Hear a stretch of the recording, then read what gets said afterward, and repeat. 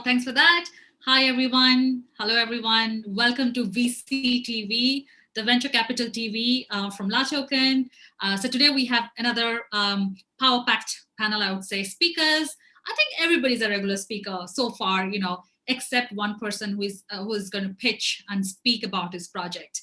So glad that to have you back. I mean, I feel like, it's already, like I was catching up with Florian yesterday. It seems like I was just with him yesterday on Khaled, Irena, Fabio. It's like a family for me now, guys. Thank you so much for your support. I have to really start my show by thanking you, because it's only because of you VCTV is VCTV. I really have to thank you for this, for taking the time out and showing that commitment for VCTV.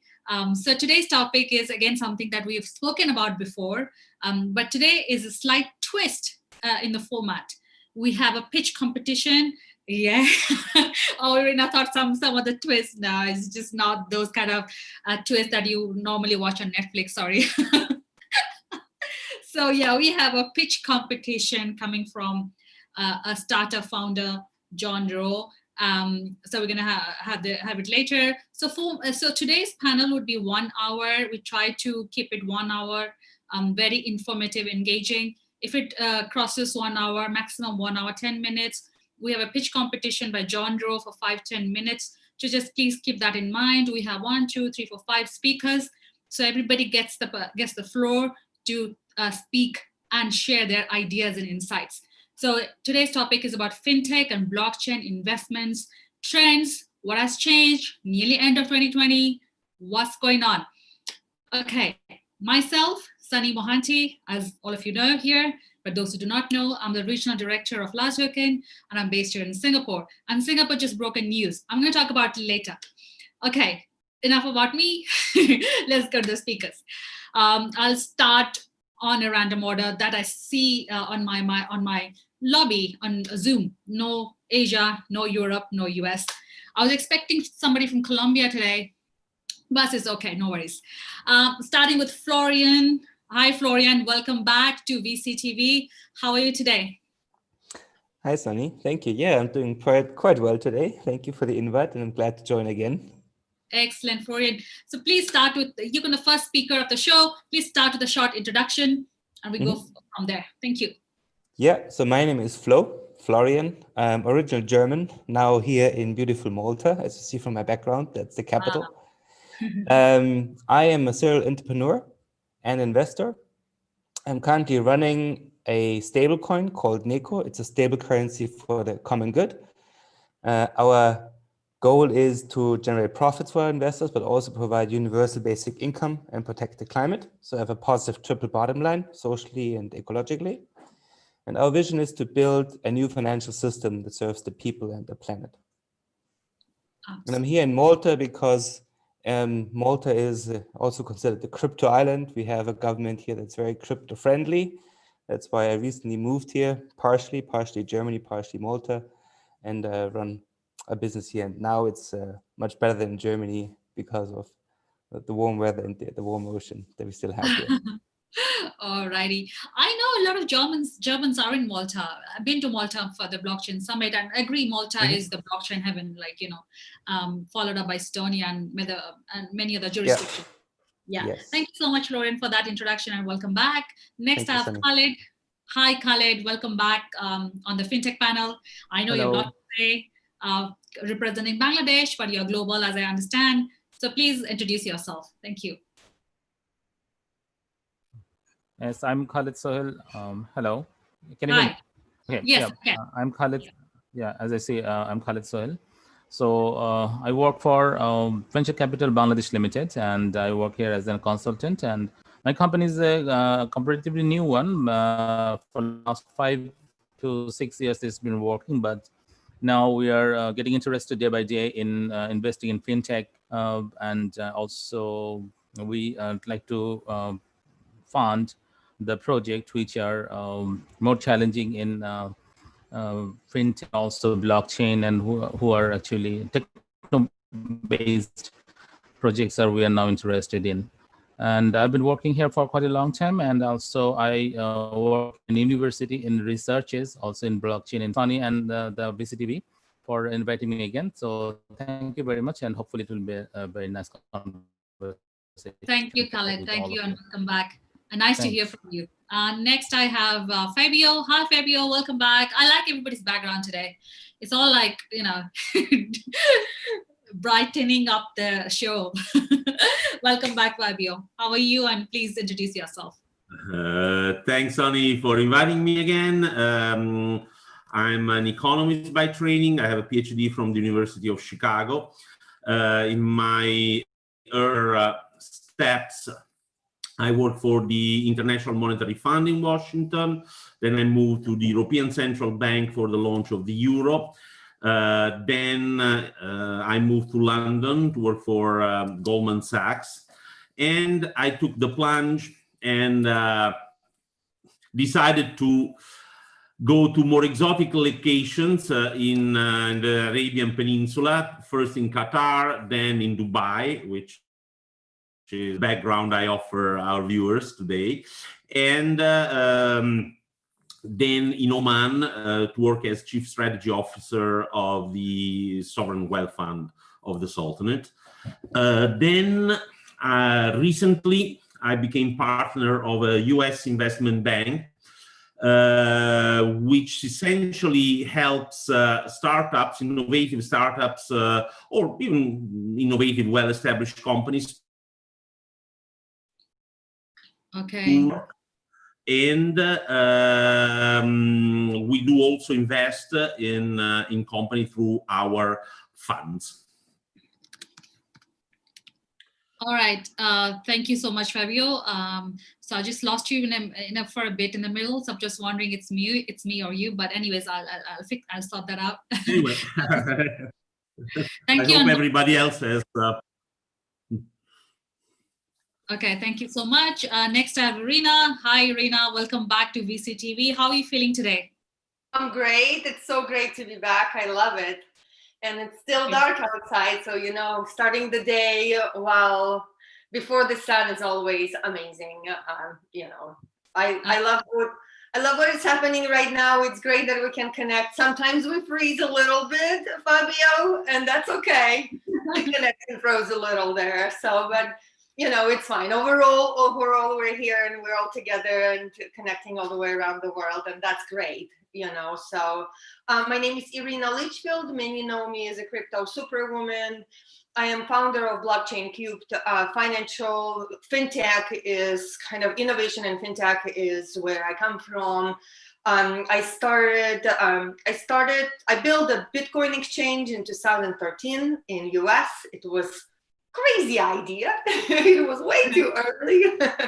But it gave me a lot of knowledge, and understanding of how the industry works. And ever since then, my goal has been making sure that we bring standards to this technology, because in order for us to create the integration, to truly make financial technology and innovate financial technology, we need to make sure that we have best practices and we understand how financial technology and how finance world works, right?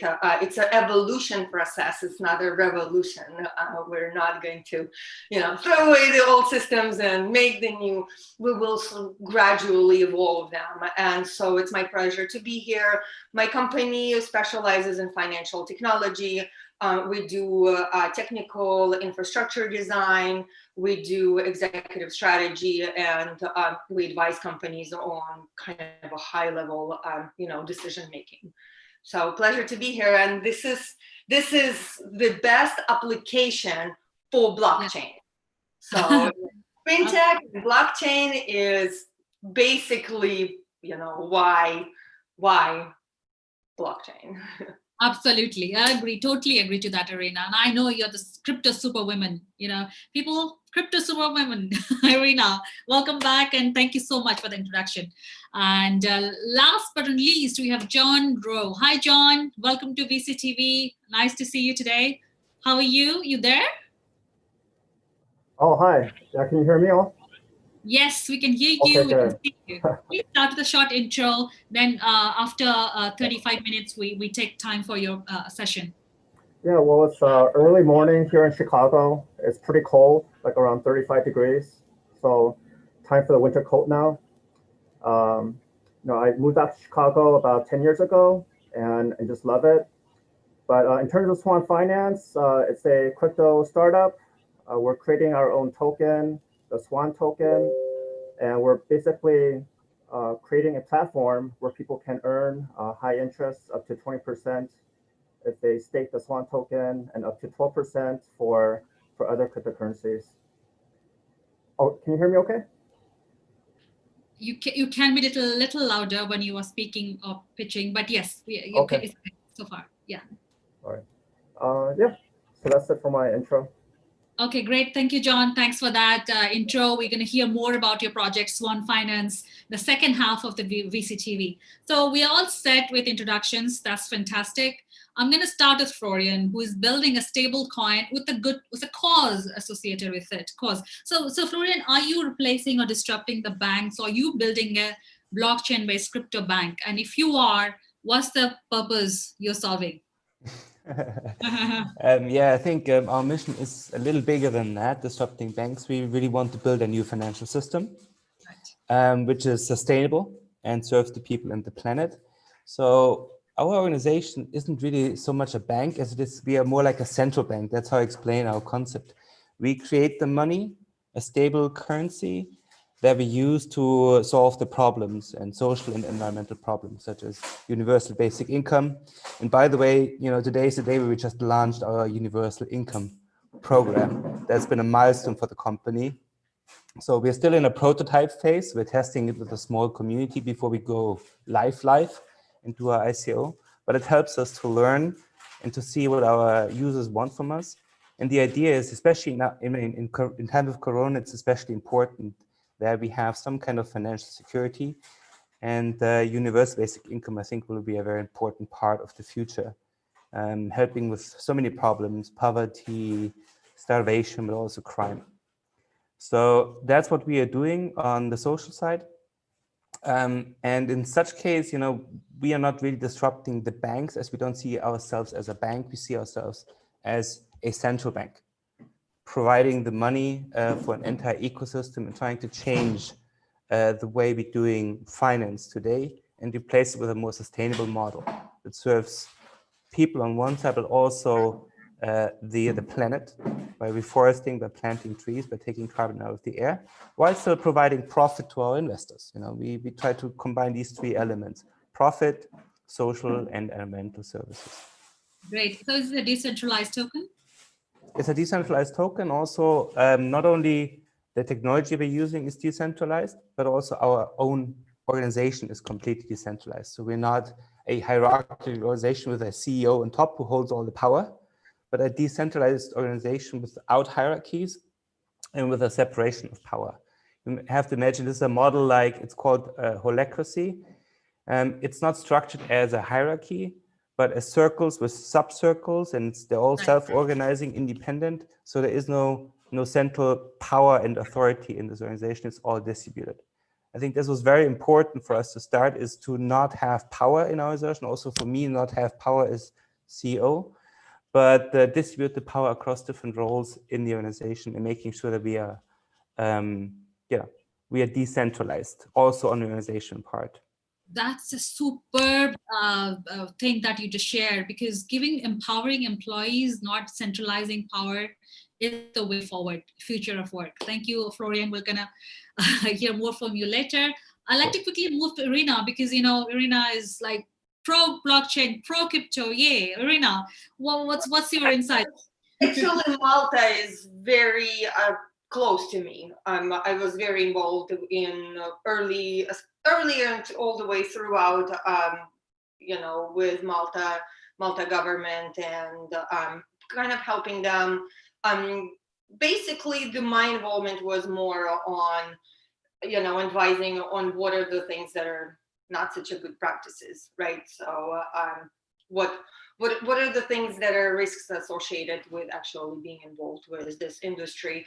And many people don't really realize it, but Malta still is doing a great job. Of course, they're the first country that passed the first legislation, full regulatory legislation, right? Not just a little kind of it's the first country that passed full legislation. Now the infrastructure is still being built, and I do believe that it's going to take several years before the infrastructure under this legislation can be deployed, because a lot of problems are underlying in the application of the technology.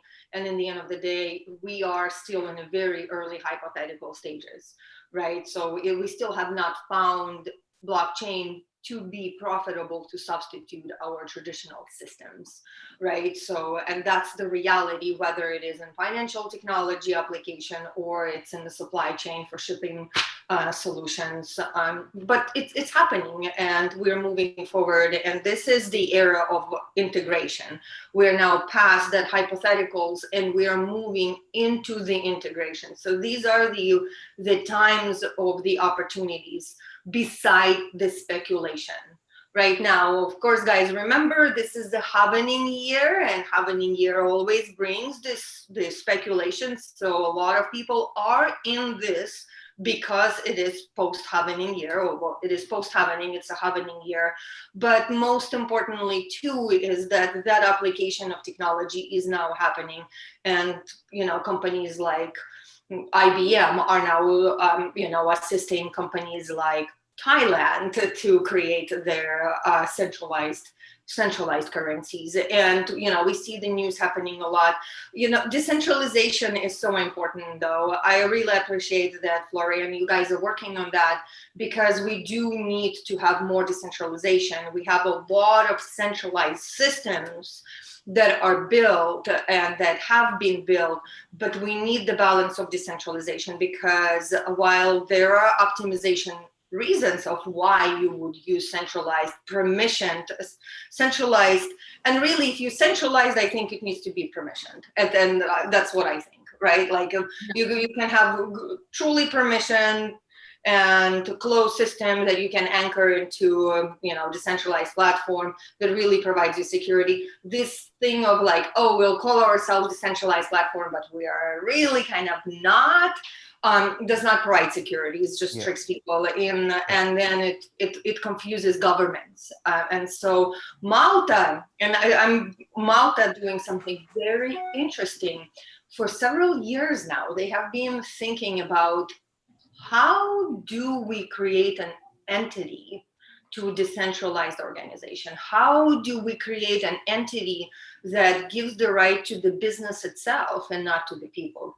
We don't know. We do not have that answer. But I do believe if we keep asking these questions, we will arrive to those answers, and we will live in a reality where you can go and create decentralized system, because you do need to, for operational reasons, have an entity, right? It cannot be completely nothing, right? And I do believe, and I do hope that Malta will keep pushing those boundaries forward and push the envelope in regulatory infrastructure by maybe taking that next step again and creating the entity for decentralized networks.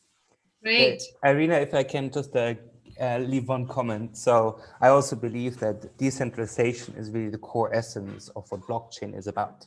It's the core change in our system that needs to happen for this bigger change to manifest. And Malta is moving forward. We're having this kind of weird situation that we have a government that really supports crypto, but we have an existing banking infrastructure that completely blocks us and doesn't even open bank accounts for us. So that's the other side. But a government that wants to move forward also with decentralized organizations, with artificial intelligence. So really, in my opinion, one of the most modern governments in terms of thinking ahead of time and coming up with regulation that makes sense and is not too much red tape. So that's why I think this island has a special role in the future of crypto and also artificial intelligence. Great. Sure, I'm sure I've been to Malta, and I totally agree with Florian. Thank you so much, Florian. Next, coming to Fabio and Khaled, we're going to have a fintech a discussion. Fabio, as per you, what has changed since we last spoke, especially in fintech space? Fintech,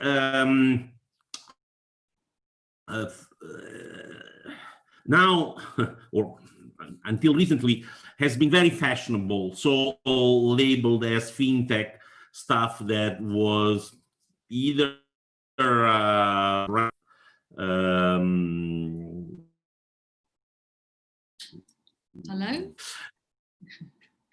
So hello, can you see yeah. it? Can you hear me? Yeah. There was a little silence in the middle. I was saying is that a lot of products have been labeled as fintech. Now, the challenge, you have two tracks. One is the fintech linked to the crypto space, finance, and everything we've been hearing from Florian and Irena. And then there is the fintech, which is overview of the traditional finance. Yeah, sure. I think, Fabio, we are losing you from time and time. Yeah. Let me see if I can. So let's speak with Khaled in the meantime. Khaled, so while Yes. Fabio is fixing his setup, his connection, over to you. Yes, With I mean, we know these challenges, little challenges we have. Yeah. So Khaled, your insights about what's fintech trends. So thank you very much.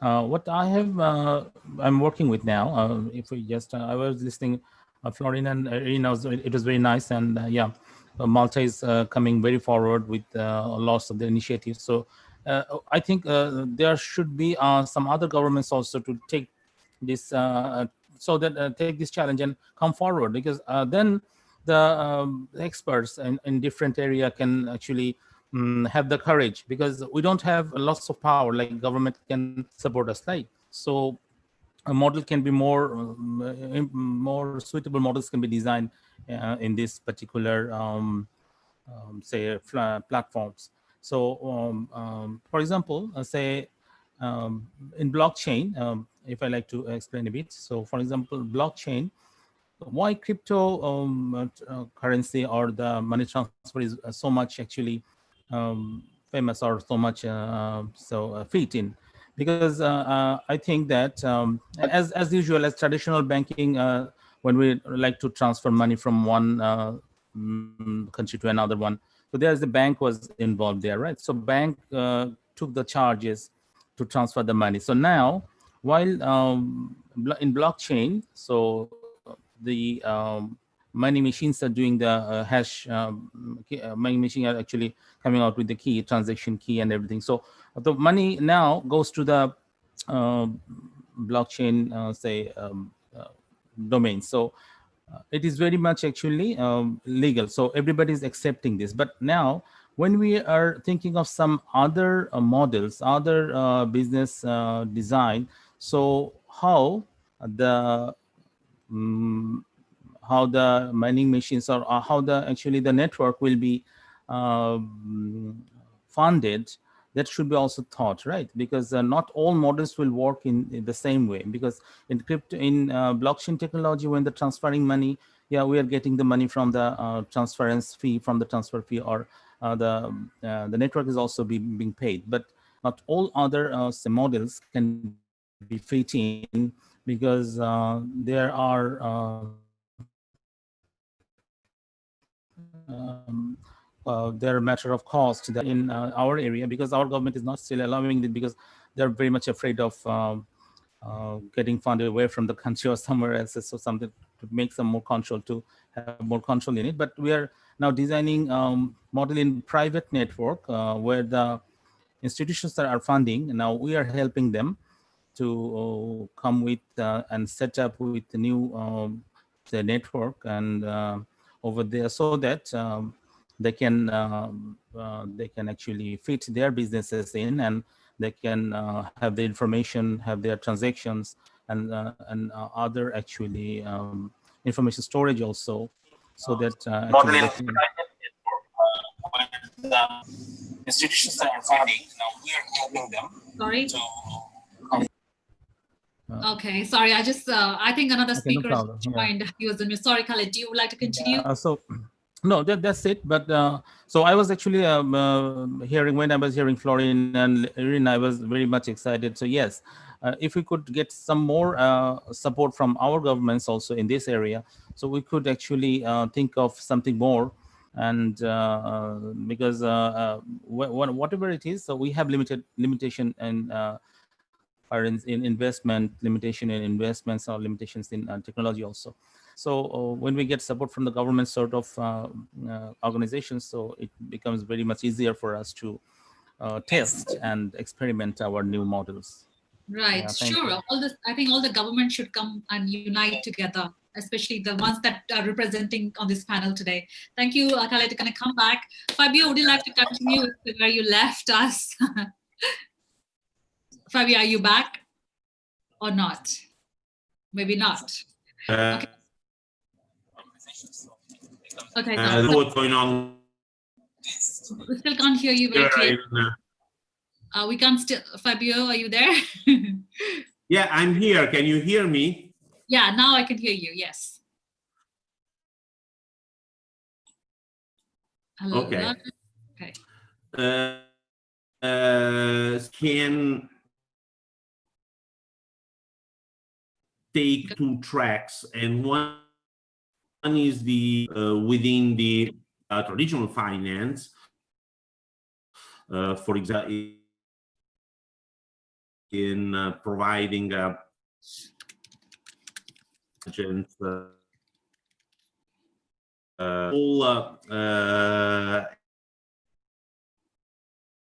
area. So Fabio, I think currencies and decentralized finance. Fabio, all the speakers are saying that we can't hear you. You keep on freezing. So is it okay if I move to the next speaker who just joined us, and we can probably take you in the last section. So Cesar, over to you. Sorry, welcome to VCTV for the first time. Hi, you're on mute. Fabio, I'm going to come back to you because we have a speaker and a pitch competition lined up. Hi, Cesar. Hi, welcome to VCTV. Hi. You're dialing in from Colombia. Yes, I'm from Colombia. Can you hear me? Yes, we can hear you very clearly. You can just see half of your face though, but we can hear you very clearly. Welcome to VCTV. Ah, that's fantastic. We can see you now fully. Great. We have a speaker from Latin America, representing Colombia for the very first time on an Asia episode of VCTV. That's fantastic. Welcome, Cesar. How are you today? Yeah, thank you. Okay, can you introduce yourself to the other speakers and audience today, please?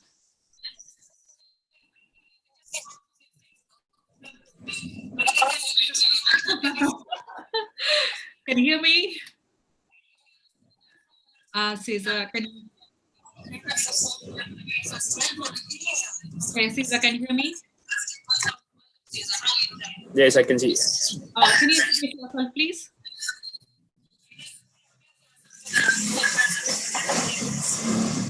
Okay. So, John, are you there? Oh, yeah. Yes, I'm here. Okay, so we start your pitch in about 5 minutes from now. So my next question, just be ready, and Carol is going to give you the host drive. So if something to share, presentation, then please feel free to do so. Florian, with you, I just want to know, so what's the future of crypto? Because today was a big news. Well, there was a soft launch by one of the largest banks in Singapore. They're launching their own crypto exchange. It's called DBS Bank. So with these kind of news, with PayPal selling Bitcoin and other cryptocurrencies, and the banks launching, their own crypto exchange. So I think, in my perspective, the future of cryptocurrencies is bright. But what are your thoughts, from your perspective? So there are Yeah. so many tokens out there. Which are the ones going to be? Is Bitcoin the one who's going to win the race, or what about other coins? Okay, yeah. First of all, I totally agree with you. I think crypto will be the future, and now the current process that we're going through, this current stage, is going to accelerate the transition. The old system is ending, and the new systems are starting. I think in terms of cryptocurrencies, I don't think that Bitcoin will be a future currency because it, in my opinion, doesn't fulfill the basic purposes of a currency, store of value and means of exchange. It's too volatile and it hasn't improved over the last 10 years. Like again, this March, it lost like 50% of its value. So I really think that in order to move forward with a proper currency, we need to have stable currencies. That's why NECO is a stable coin too. So I believe that stable coins will be the future. Right. They can generate some profit, but at least the stability is important. If you have a currency that's going up and down, people will not use it to buy or sell anything, because if you're expecting it to go down, you wouldn't accept the currency. And if you expect it to go up, you wouldn't try to buy something with it. So I think that's the challenge. Also on the technological side, I'm a cloud computing expert.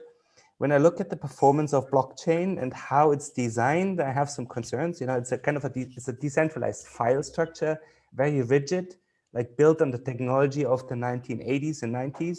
Nowadays, we work with databases, which are much faster, much more performant.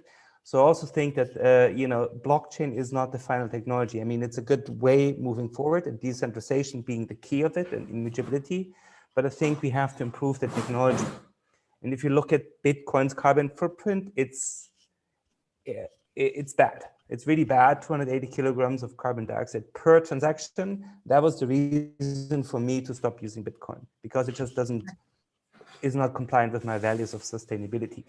So we have to find ways how to improve the technology and to improve our currencies to become real currencies and not just speculation objects.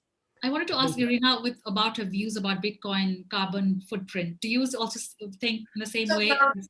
Right, there's different models now that we can actually do a lot of kind of offset.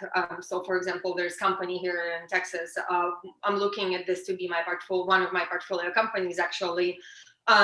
They come in and they attach to your oil rig and they convert it into energy.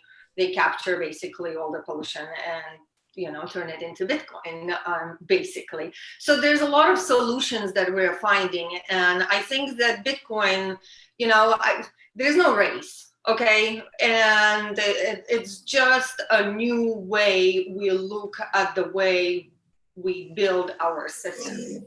And it's not going to be Bitcoin or something else. There's going to be everything, all kinds of layers, including something. Hi, good morning from Colombia. Can you hear me? Yeah, just give me a minute. Yeah, to something semi-centralized, right? And these layers are there, and it's just an integration. It's important to have a stable coin. You also must have volatility. We love volatility. We like things that go up and down. And I would argue that the reason Bitcoin is working, because this is not a first decentralized not decentralized, right? It's not a first cryptocurrency. We've had cryptocurrencies before. Cyberpunks existed way before that, right? Blockchain is not the tech. It is one of the techs. And I just really want to say, and Fabio, I know that you keep freezing, but I think Fabio, point is that Fintech is financial technology, and we have a lot of different technology applications that we can use and we have been using. In the end of the day, so the banking system is built on very, very old tech. So if you want to integrate with one of the biggest banks, when you're looking at the underlying technology, and I know because I helped build a bank, right? So financial technology is integration of financial technology into the traditional finance is what I do. Blockchain is one of this things, and we have a lot of these different technologies that are there to advance our traditional finance. And it's not just blockchain. Blockchain also possesses some risks associated with speculation and misunderstanding and, you know, how we build in the risks. So I think that's what Fabio was saying, is that when we're looking at the whole picture of financial technology, it's not just a blockchain, there's applications of many different technologies. So I just wanted to make sure that I voiced what I think I heard Fabio was trying to say, and add to you, Florian, that you know, Bitcoin is very important financial infrastructure that gives us the freedom to think, okay? And it is the growth and kind of volatility of Bitcoin that time after time keeps bringing us to these cycles of growth, okay? Where we empower a lot of people who wouldn't have looked at it otherwise because of the opportunity in its growth cycle.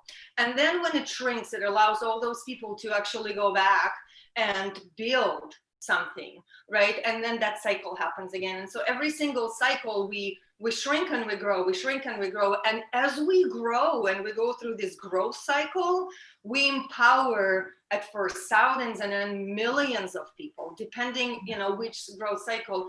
And we open up these opportunities for alternative coins, right? So it is Bitcoin spirit, undeniably, that gives the power to kind of evolution of financial technology, including also solutions for shipping and supply chain and all that. And so is it blockchain? Maybe not, we don't know, but technology is coming and we're gonna integrate it, guys, all the way, right? So I'll leave it there.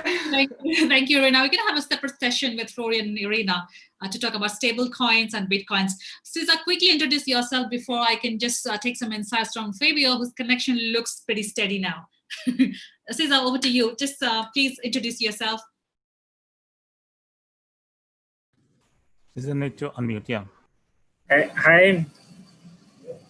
Hi, hello. Welcome to VCTV. I'm Cesar. So what do you do, Cesar?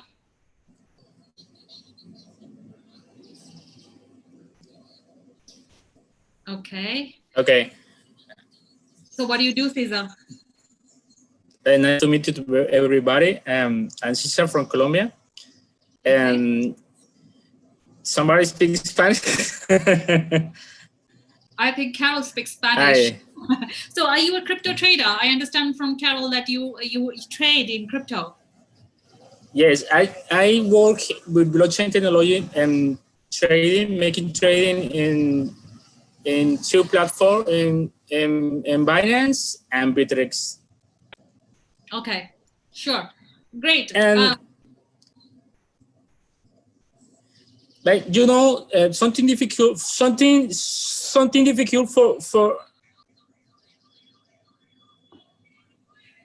yes,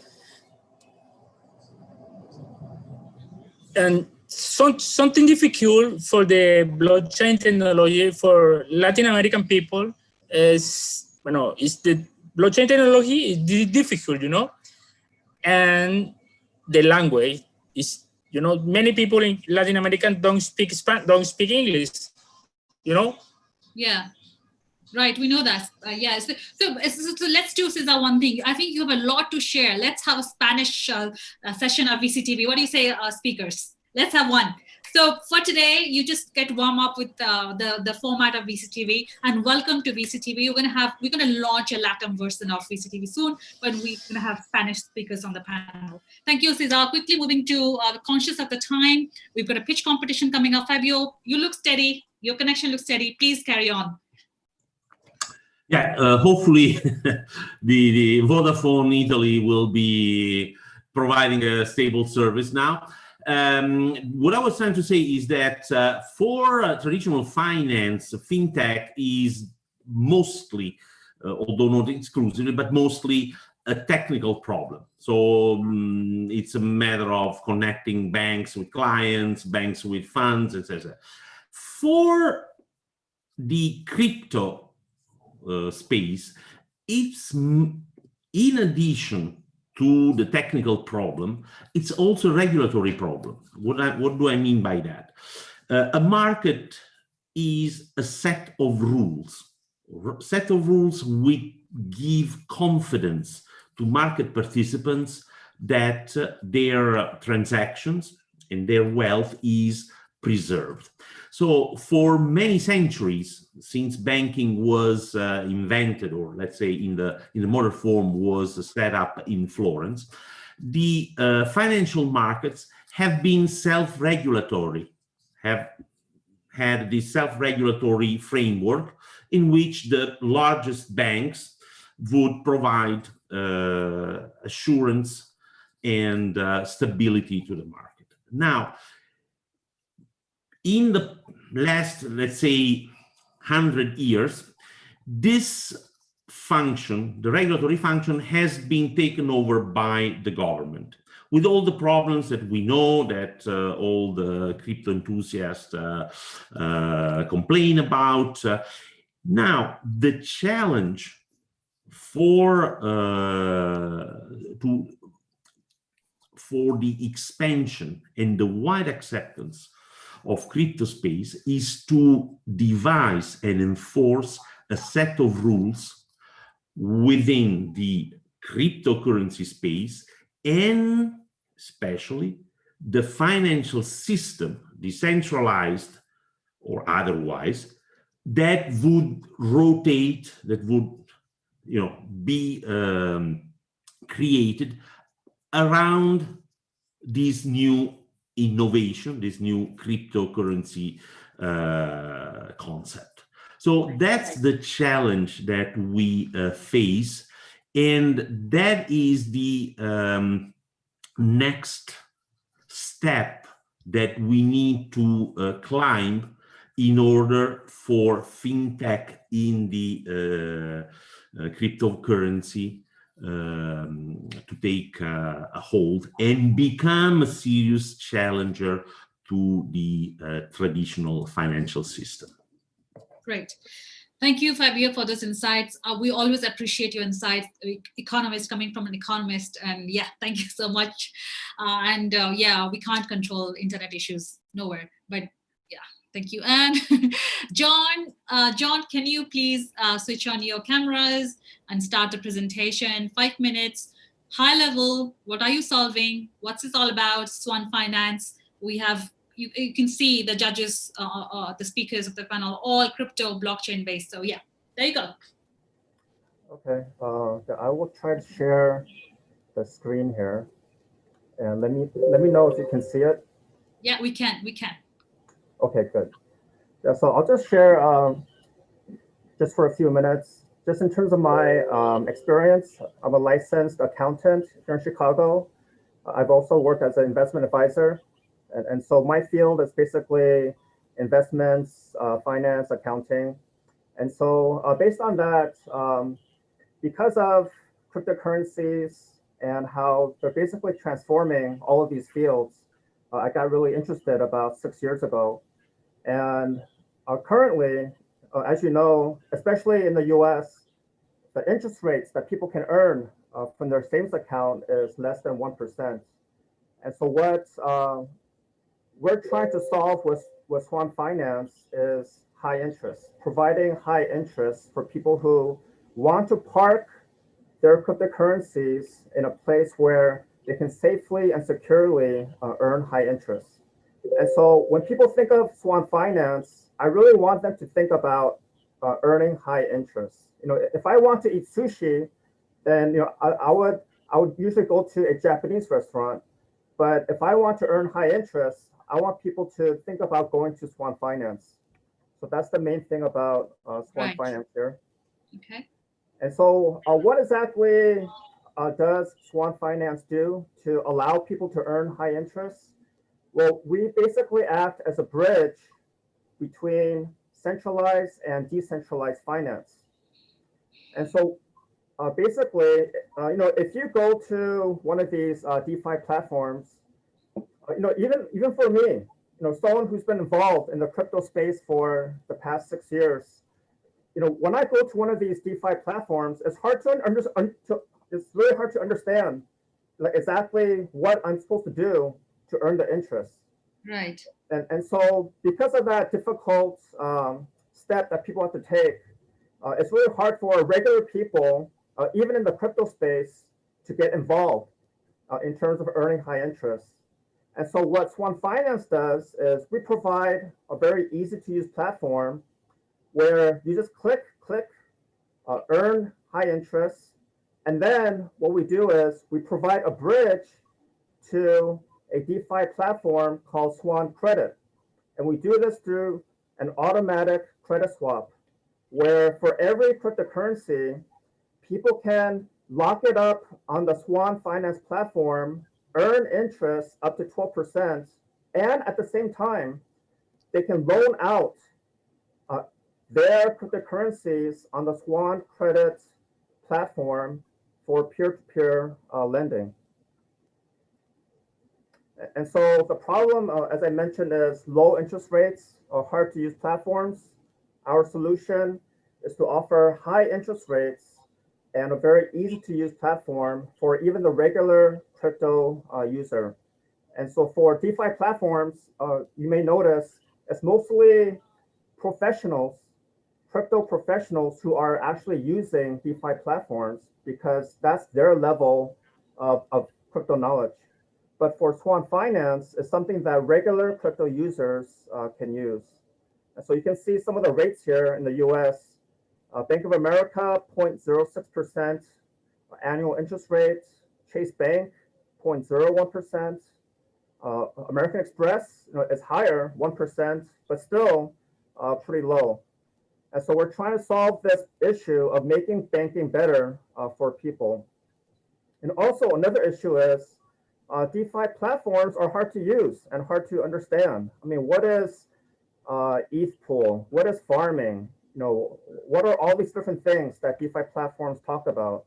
And so we want to make it very easy for the regular crypto user, millions of people out there, which they can use. So if you think about crypto.com, that's a very easy to use platform, and they have millions, 2 million people who use it every month.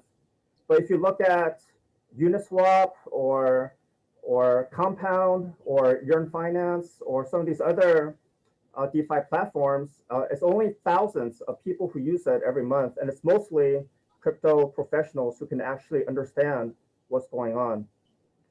And so here are the interest rates that Swan is able to provide. If people stake our native token, Swan, on our Swan Finance platform, they can earn 20% if they stake it for 3 months or 16% for 1 month.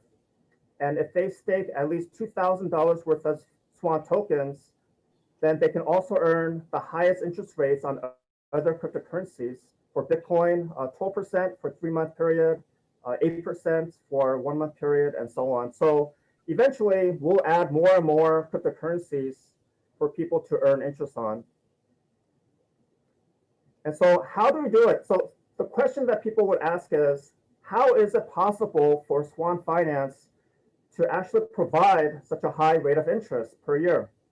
Well, banks, what they do is they collect money from people who put it into their savings accounts, and then they take that and they loan it out to people or to other companies. But in terms of what they earn, it's pretty low. And for Swan Finance, it's kind of similar, where we take these crypto deposits and all we have to do is earn interest at 1% per day or more. And so how do we do this? Well, 8%, 12% per year seems pretty high, but if you break it down per day, the daily interest rate is only 0.022% per day for 8% annual interest rate, 0.033% daily interest rate for 12% annual interest rate. So that means for Swan Finance, what we do is we earn crypto trading gains and we loan out our crypto deposits to major crypto trading firms for short-term periods, earning 1% or higher per day. And by doing that, with a very conservative trading strategy and crypto loan strategy, we just have to earn 1% daily gain in order to pay out the 0.022% daily interest rate or 0.033% daily interest rate for Bitcoin and these other cryptocurrencies. So you can see it's not so hard to do, but we have a very tight strategy of how to earn these crypto trading gains and loan out these crypto loans to these major crypto trading firms. And so that's what we do. And so in terms of a Swan token, the total supply will be 50 billion, and our reserve wallet will be 20 billion. And in terms of token sale, that will be coming up in about 1 month when our platform launches, we'll be offering 12.5 billion tokens to be sold at 0.001 USD. And so if we sell 12.5 billion Swan tokens, it will earn us 12.5 million USD. And for every round, there's Swan token bonus. So that's why the total is 14 billion. Right. Let's take some questions from the speakers. Please, you can how far you are. We can quickly do a presentation. Oh, okay, yeah. So you can see our initial platform will be coming up in about 1 month. And then Swan Credit, which will be bridging to Swan Finance, we'll be working on in the next 6 months. And then Swan Exchange, which is a fully working crypto exchange, Swan Wallet, etc. And we spaced it out so that we could follow all the regulations, get all the licenses, and so on.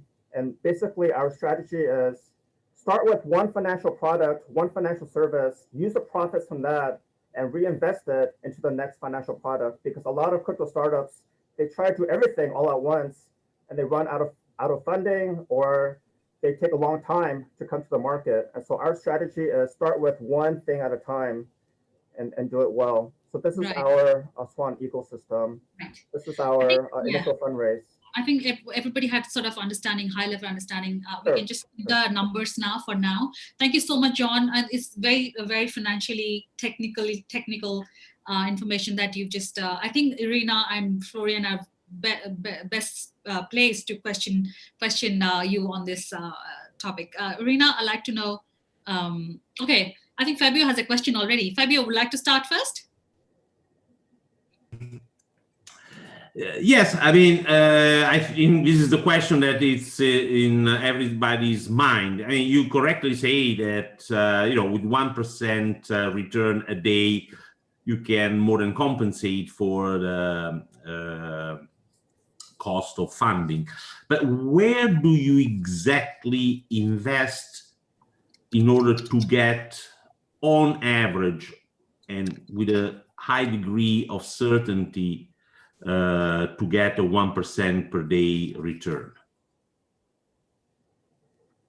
Yeah, so as a company, we cannot guarantee any sort of returns. But internally, as a company, in order to pay out the 0.022% interest or 0.033% interest, we've talked with major crypto trading firms. So these are firms that behind the scenes actually make crypto trading gains for other crypto startups and other established crypto firms. And so through my connections in the crypto field, I've been able to gain access to these crypto trading firms with former Wall Street guys who have basically created very sophisticated strategies, hedging strategies to make daily crypto trading gains.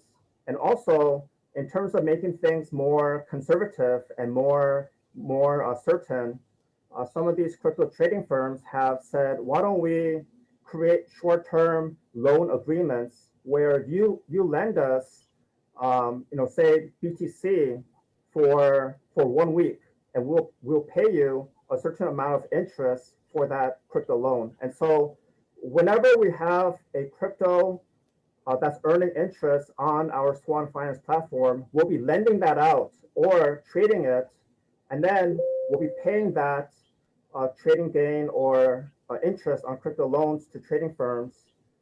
We'll be paying that out as interest and paying our company expenses. Okay.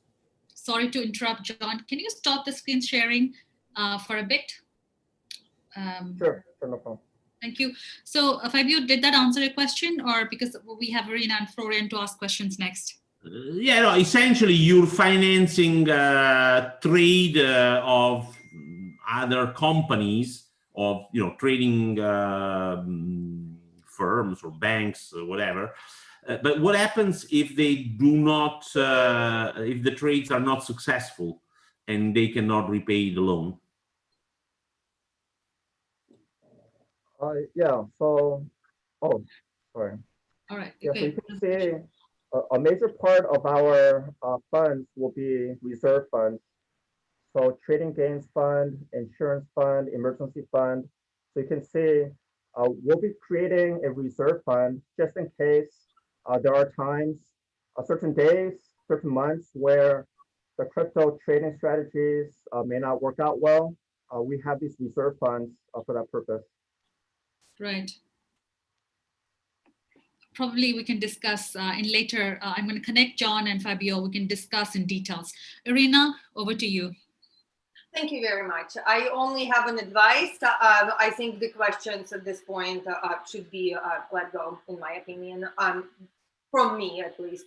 I would advise to make your pitch shorter, okay? You need to keep a little bit of a mystery and not try to give everything away at once and explain everything. To be transparent and clear, you lost my attention. And the reason you lost my attention is because you're saying the same thing a ton of others are saying. You're repeating the kind of, you're trying to explain how you earn and how it works and everything.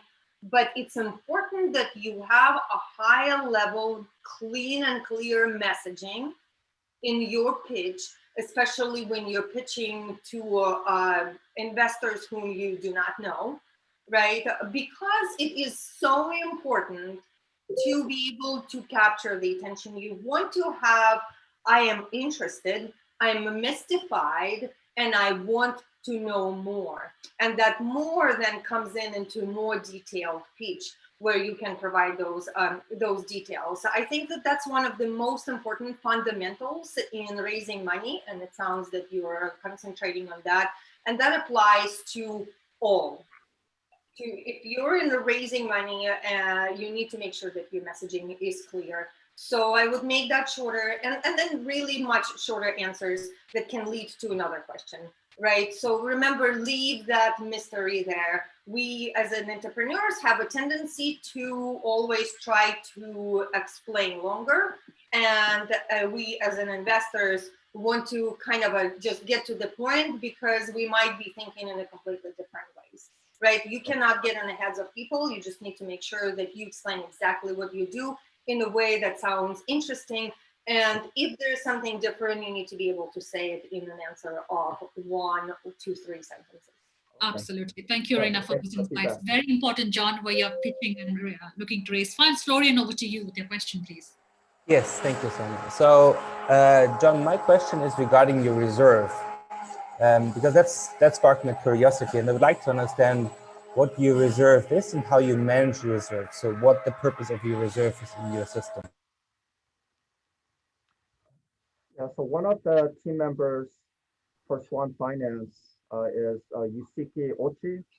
So he's worked as a financial analyst for major firms. And so he's created some sophisticated spreadsheets that take into account all the different risks, our projected number of users, how much they will use in terms of our platform. And so based on all of those factors, we are setting aside a reserve based on how much total crypto deposits we have at any one moment.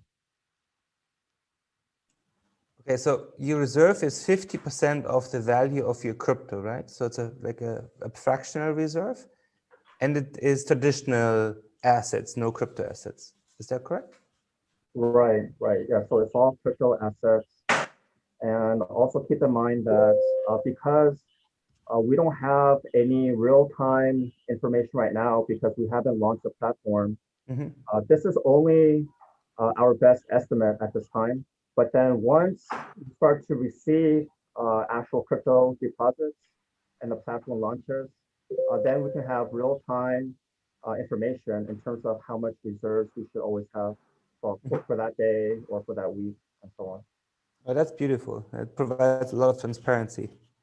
That's a good thing too. Okay, thank you, John, for answering my question. Thank you, Florian. Great question, Florian. Thank you, John, for explaining nicely. But remember what Irena just said also. Any questions from any speakers? Yeah, may I like to know about the so in your speech you have it's very promising. So we have seen that you have been trying to ensure your investors, I mean the investors' interest very well. But I'm not sure about the if I ask a whole from bird view, say for example, how you are actually going to please your customers with their services. For example, if I'm always actually look to know about the value proposition actually. Okay, how you're actually adding value. So you are adding value to the customers because of providing them higher interest. But how you are going to add value in the business, in the in your own business. So where you are actually investing and where you are actually trying to Very good question. Okay, yeah. Very good question, Khaled. Yeah, so I'm trying to understand your question, but so John, basically what Khaled is asking, that you are benefiting the clients by giving them high interest, but what's in it? What's that in for you as a business owner or a startup? How are you getting benefited? What's your value proposition? That's basically his question is. Yes. Also, so when people earn high interest, how does that make profits for us? Yeah. In a sense. Yeah, so for the 1% crypto trading gains and the crypto loans, that's a very conservative number. And so, of course, a percentage of what we trade will gain us a much higher interest. And also with our crypto holdings, as time goes on, the value of our crypto holdings should increase at least in the next 2 years, just based on past history. And so there are different ways that we can earn profits for Swan Finance. But keep in mind, Swan Finance is more like a key or like a doorway to more opportunities to earn income, because we have other financial products in terms of our future. And so we're using Swan Finance as a way to fund the future creations of these other financial products and financial services that we'll be providing in the future. Right. So John and Khaled, thank you so much for your question and your responses. I'm just conscious of the time as well. John, if you could please stop the sharing so our audience can actually see all the speakers. Yeah, I can just see your screen. Okay.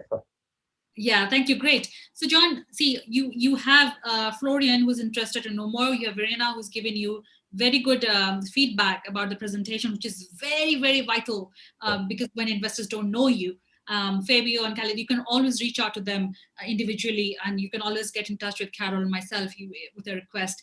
Thank you so much for the presentation. And speakers, before we, this was a unique panel with a pitch competition coming from John. So Florian, what's your closing remarks for the show? Oh, the closing remark. Yeah. So thank you, John, for the presentation. I think what we heard today is also it's showing how important reserves are, and having crypto backed up by something real, that will also reduce volatility. I think another very important aspect that was mentioned in John's presentation was transparency. Transparency is also one of our core values. That's probably why I was attracted to it. But it's really important to show, for example, the composition of your assets, how much is in reserve, so people gain trust. Transparency for me is the basis for trust, and trust is the most important asset for a cryptocurrency. So I think, that is what I'm taking from today's session, really how important reserves are, transparency, and obviously, keeping presentation short. I want to close my comment with that. Great. Thank you so much, John and Florian. You can always, sort of collaborate and find ways to collaborate. That's what I meant. Thank you. Fabio, what's your closing remarks? Again, it's important to have to provide alternatives for investment in cryptocurrencies. I've seen recently, for example, a fund which does something somewhat similar, although not exactly similar. For example, by providing margin lending to traders in cryptocurrencies and then charging the interest. In this way, they are able to generate revenues and pay the investors. So this is the kind of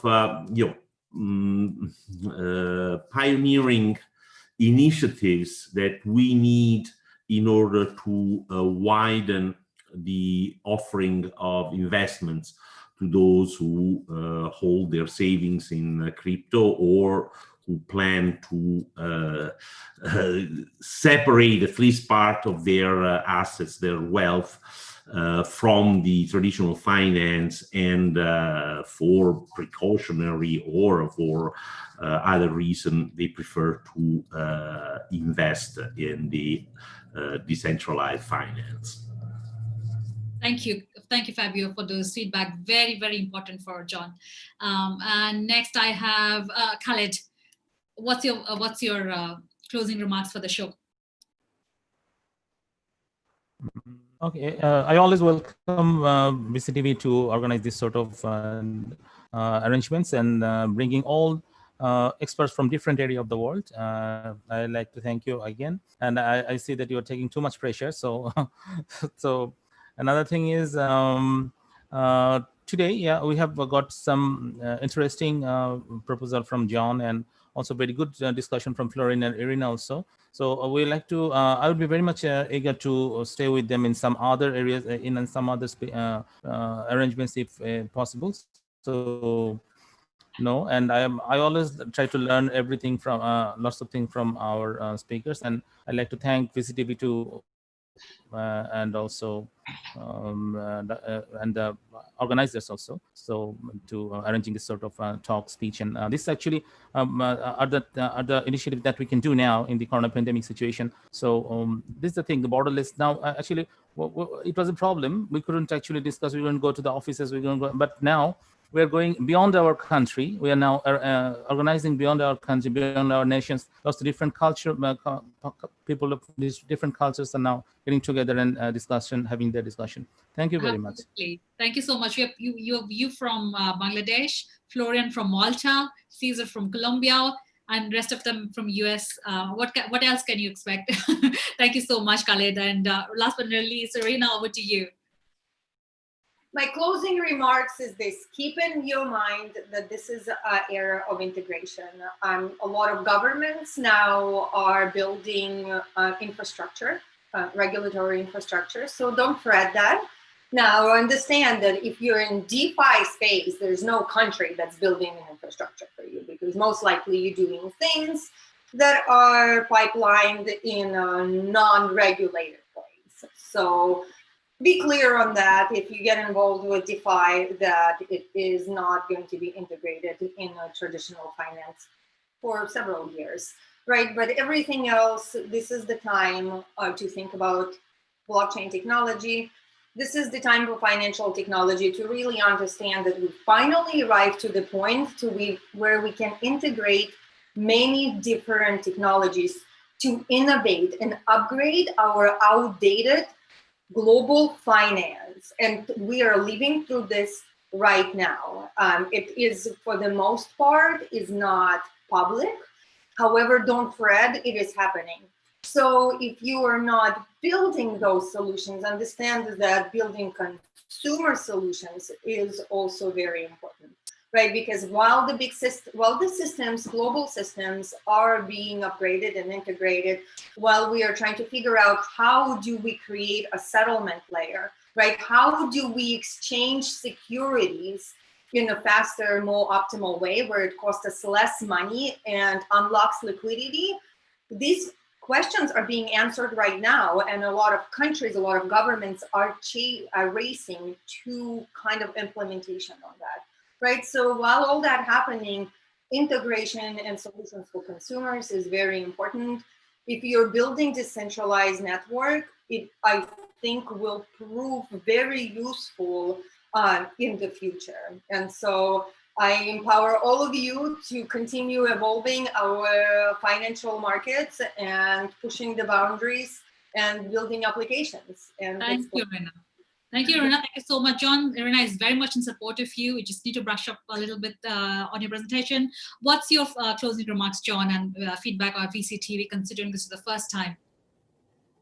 Oh yeah, I definitely appreciate all of your thoughts on how I can improve my pitch, as well as how I can improve and make sure that Swan Finance is secure in terms of financially, as well as in terms of cybersecurity. And in terms of Swan Finance, we're just getting started, and so there's a lot to improve. There's a lot to work on, and so every day, whenever I hear feedback from people, I will definitely take that and try to make it so that we improve the Swan Finance platform. Thank you, John, and we look forward to collaborate with you soon. Pitch, improve, pitch again. Irena just messaged, yeah, pitch, pitch. That's how you hone your skills, pitching skills. That's very important and key, especially when you don't know the investors. Thank you, Irena. Thank you, John. Cesar, would you like to add something in Spanish, maybe, quickly? You there? Hola. I just know hola. Would you like to say something, closing remarks? You're on mute.